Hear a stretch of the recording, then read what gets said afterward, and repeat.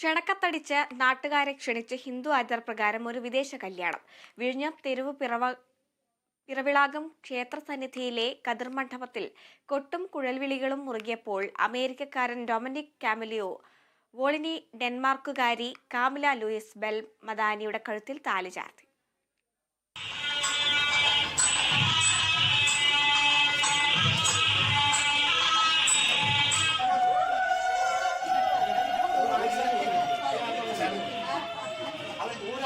സ്വർണ്ണക്കസവുള്ള മുണ്ടും ഷർട്ടും ധരിച്ച് വരനും ചുവപ്പിൽ നീലക്കസവുള്ള പട്ടുസാരി ധരിച്ച് വധുവുമെത്തി. ഡൊമിനിക്കിനെ കാമിലിയുടെ മാതാപിതാക്കളായ ആൻ ബെറ്റിന പിൽഗാർഡ് ബെൽ മദാനിയും ഡാരൻ ഗോർദൻ ബ്രൂക്സും ആചാരപ്രകാരം ബൊക്കയും ഹാരവും അണിയിച്ച് സ്വീകരിച്ചു. വധുവിന്റെ കൈപിടിച്ച് പിതാവ് വരനെ ഏൽപ്പിച്ചു.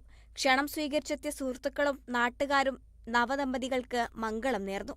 കതിർമണ്ഡപത്തെ 3 വട്ടം വലം വെച്ചതോടെ കാമിലി ഡൊമിനിക്കിന് സ്വന്തമായി. വിവാഹശേഷം സദ്യയും ഒരുക്കിയിരുന്നു. കേരളീയ സംസ്കാരത്തെ അറിയാനും അതിൽ പങ്കാളികളാകാനും സാധിച്ചതിൽ സന്തോഷമുണ്ടെന്ന് ഇരുവരും പറഞ്ഞു. 2.5 വർഷമായി കോവളത്ത് കളരി അഭ്യസിക്കുകയാണ് ഇരുവരും. അങ്ങനെയാണ് പ്രണയത്തിലാകുന്നത്. കേരളീയ സംസ്കാരത്തെക്കുറിച്ച് പഠിക്കാനെത്തിയ വരന് ഹിന്ദു ആചാരപ്രകാരം വിവാഹം കഴിക്കാൻ ആഗ്രഹം തോന്നി. 1.5 വർഷമായി പല കാരണങ്ങളാൽ വിവാഹം നീണ്ടു.